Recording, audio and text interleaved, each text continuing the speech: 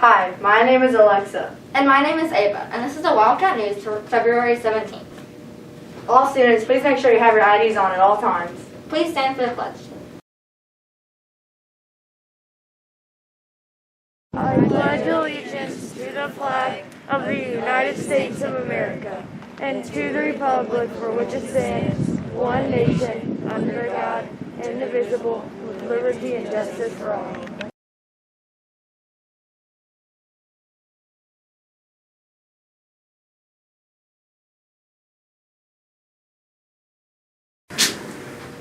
And here are today's announcements. Let's find out what's for lunch today.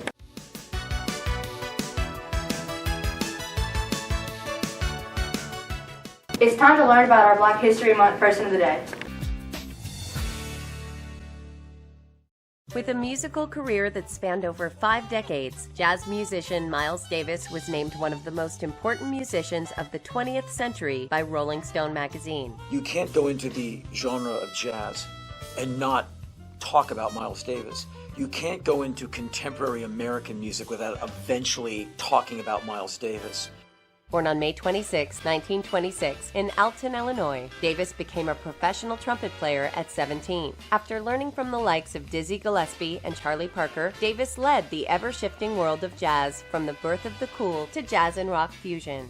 According to no greater a judge than Bob Dylan, Miles Davis was the master of cool.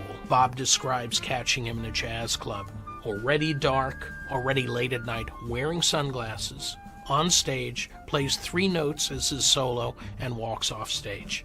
That economy of movement, that minimal gesture, that was Miles Davis at his best. Although a talented musician, Davis developed a 4-year heroin addiction in 1950 and later became known as a distant and cold celebrity with a quick temper.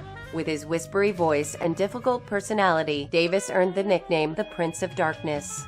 Miles Davis is perhaps one of the most influential and inspiring artists to me.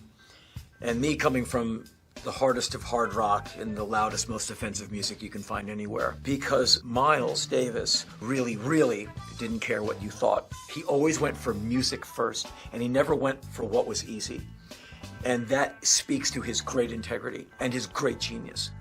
In 1958, Davis formed a sextet with saxophonist John Coltrane and followed up their album Milestones with Kind of Blue, the best-selling jazz record of all time. During his career, Davis produced 48 studio albums and 36 live albums. Miles Davis's Kind of Blue is definitely a career high point for him, and it serves even to this day as the doorway for a lot of mainstream listeners into this world that is called jazz.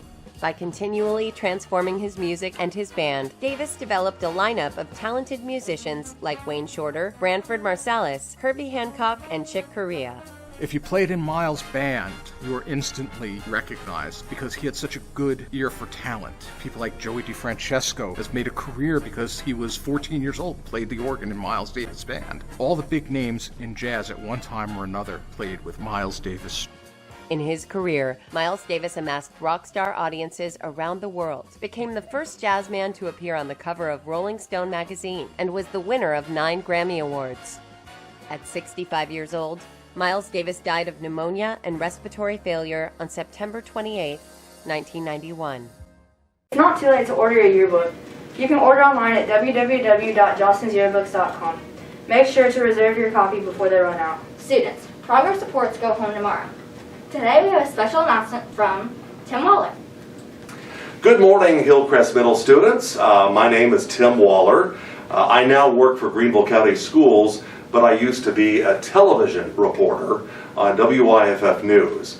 I came here today to interview one of your teachers, Sarah Austin, about her experience during the Civil Rights Movement for Black History Month. But I learned a few minutes ago that this is also Random Acts of Kindness Week here at Hillcrest Middle.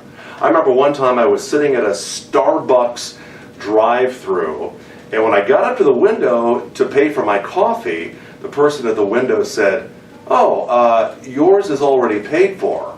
And I'm like, "How could that be?" And she said, "Well, the car in front of you paid for it." I'm like, "Huh?"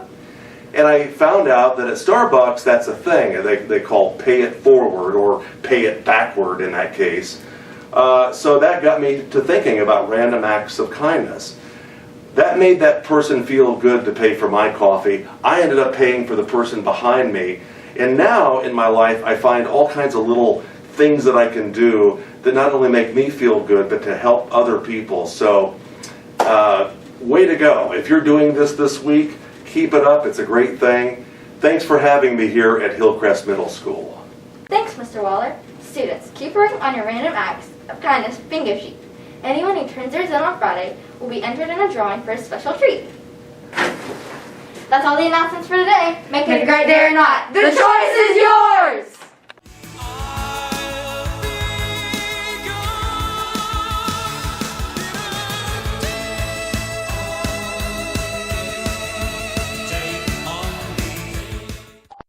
Hi, my name is Alexa.